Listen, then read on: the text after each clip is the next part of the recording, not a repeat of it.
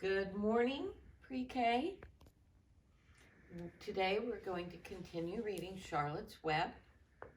When we stopped yesterday, Fern's mother was concerned that Fern was not well because she had told them all about the conversation that the animals had in the barn about Templeton the rat. And her mother talked to her father and said, "Did you hear the way she talked about those animals, pretending that they talked?" She thought that was pretty crazy. But her dad said, "Well, maybe we don't hear as well as Fern does." So, this is chapter 9. Wilbur's boast. Do you know what boasting is? It's like bragging. It's saying that you can do something maybe better than somebody or as well as somebody, and usually when you boast about it, you could be wrong. So Wilbur's going to boast about something. This is really this is a funny chapter. He does some pretty goofy things. So, a spider's web is stronger than it looks. Although it is made of thin, delicate strands, the web is not easily broken. However, a web gets torn every day by the insects that kick around in it, and a spider must rebuild it when it gets full of holes. Charlotte liked to do her weaving during the late afternoon, and Fern liked to sit nearby and watch. One afternoon, she heard a most interesting conversation and witnessed a very strange event. "You have awfully hairy legs, Charlotte," said Wilbur as the spider busily worked on her web.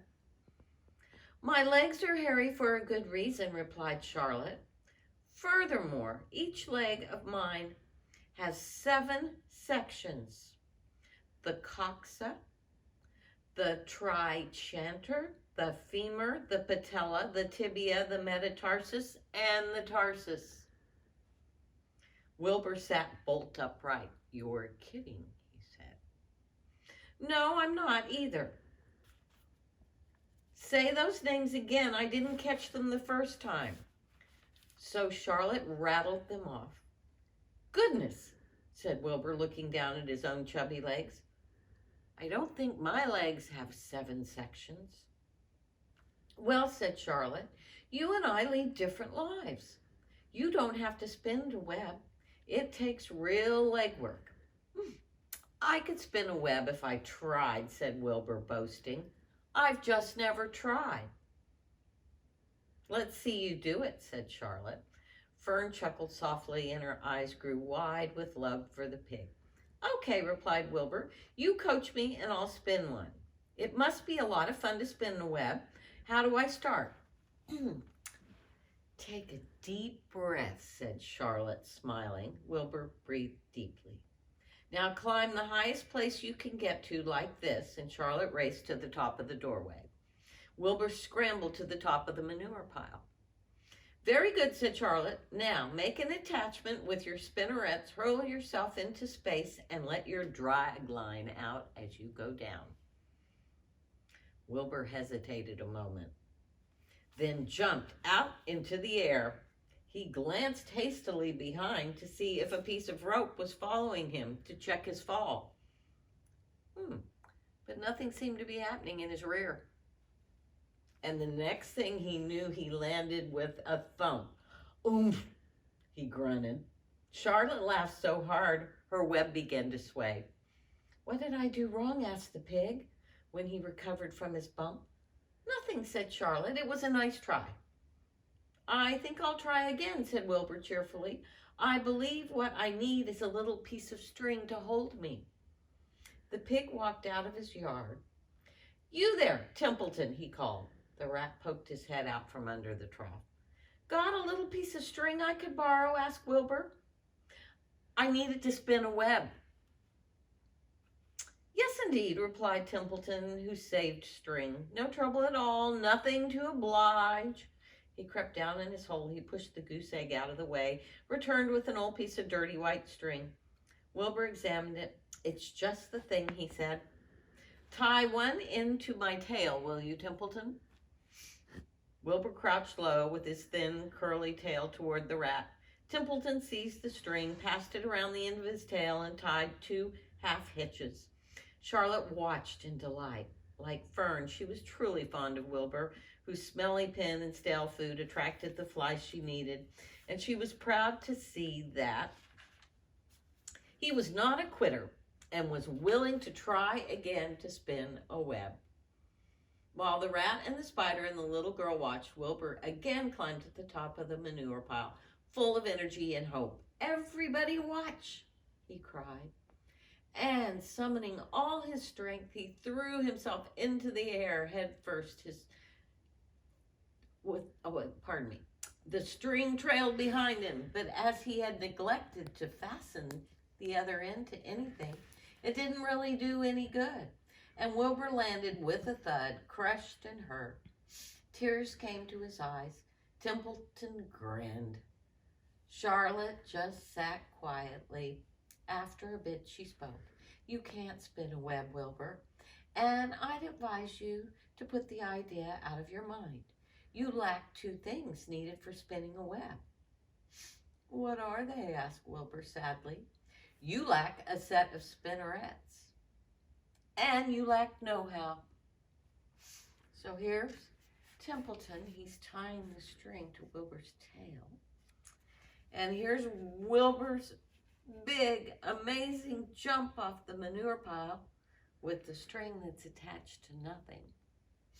Charlotte's watching, and Templeton thinks it's funny because he knows it's not going to work, and we all know he has a bad disposition.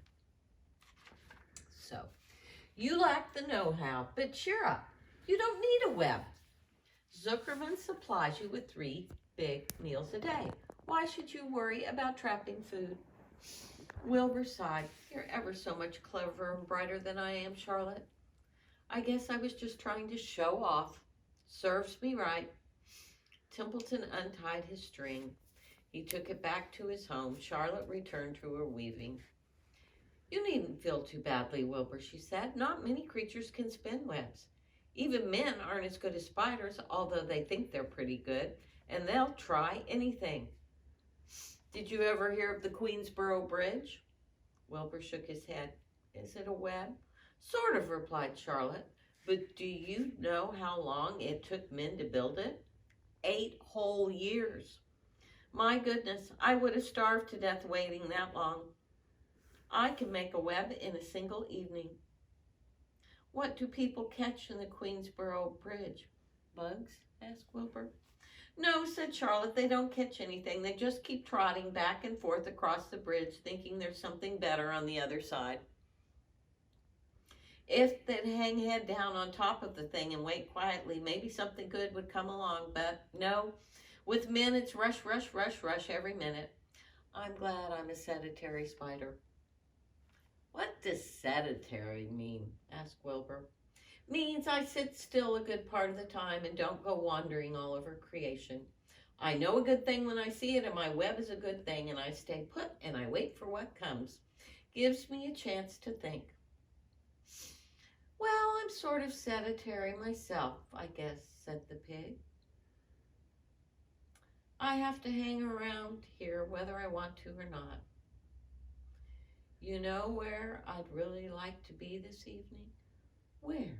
"In a forest, looking for beech nuts and truffles and delicate roots, pushing leaves aside with my wonderful strong nose, searching and sniffing along the ground, smelling, smelling, smelling." "You smell just the way you are," remarked the lamb who had just walked in. "I can smell you from here. You're the smelliest creature in the place." Wilbur hung his head. His eyes grew wet with tears, and Charlotte noticed his embarrassment, and she spoke sharply to the lamb. "Let Wilbur alone," she said. "He has a perfect right to smell, considering his surroundings. You're no bundle of sweet peas yourself. Furthermore, you were interrupting a very pleasant conversation."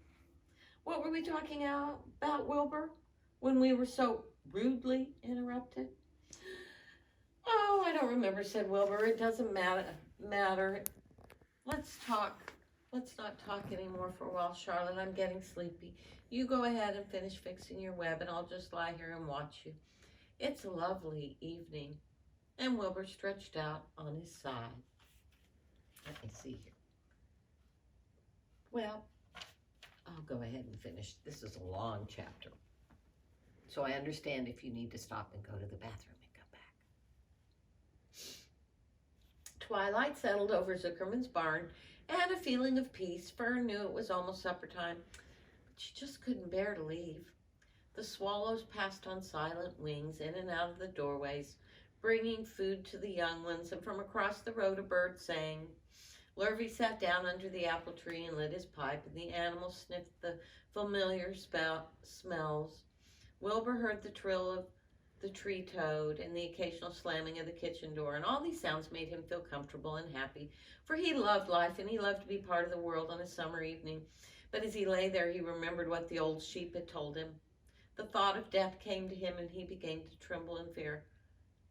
Charlotte, he said softly. Yes, Wilbur. I don't want to die. Of course you don't, said Charlotte. I just love it here in the barn, said Wilbur. I love everything about this place. Of course you do, said Charlotte. We all do. The goose appeared, followed by her 7 goslings. They thrust their little necks out and kept up a musical whistling. Wilbur listened to the sound with love in his heart. Charlotte, he said. Yes, said the spider. Were you serious when you promised you would keep them from killing me? I was never more serious in my life. I am not going to let you die, Wilbur. How are you going to save me? Asked Wilbur, whose curiosity was very strong at this point. Well, said Charlotte vaguely, I don't really know, but I'm working on a plan. That's wonderful, said Wilbur. How's the plan coming, Charlotte? Have you got very far with it? Is it coming along pretty well? Wilbur was trembling again, but Charlotte was cool and collected. Oh, it's coming all right, she said lightly. The plan is still in its early stages and hasn't completely shaped up yet, but I'm working on it. When do you work on it? Begged Wilbur. When I'm hanging head down at the top of my web. That's when I do my thinking, because then all the blood is in my head. I'd be only too glad to help you any way I can.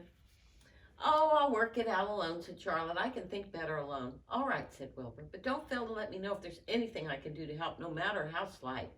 Well, said Charlotte, you must try to build yourself up. I want you to get plenty of sleep, stop worrying, never hurry, never worry. Chew your food thoroughly and eat every bit of it, except you must leave enough for Templeton.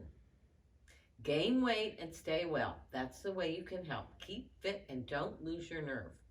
Do you think you understand? Yes, I understand, said Wilbur. Go along to bed then, said Charlotte. Sleep's important. Wilbur trotted over to the darkest corner of his pen and threw himself down. He closed his eyes. In another minute he spoke. Charlotte? Yes, Wilbur. May I go out to my trough and see if I left any of my supper? I think I left just a tiny bit of mashed potato.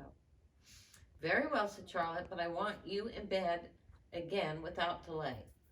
Wilbur started to race out to his yard. Slowly, slowly, said Charlotte.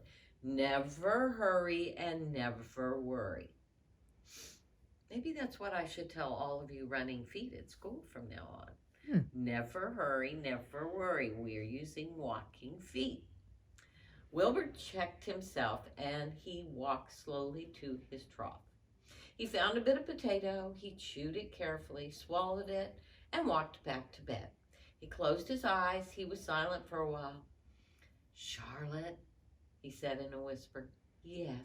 May I get a drink of milk? I think there are a few drops of milk left in my trough. No, the trough is dry and I want you to go to sleep. No more talking. Close your eyes and go to sleep. Wilbur shut his eyes. Fern got up from her stool and started for home, her mind full of everything she'd seen and heard. Good night, Charlotte, said Wilbur. Good night, Wilbur. There was a pause. Good night, Charlotte. Good night, Wilbur. Good night. Good night. And that is the end of chapter 9.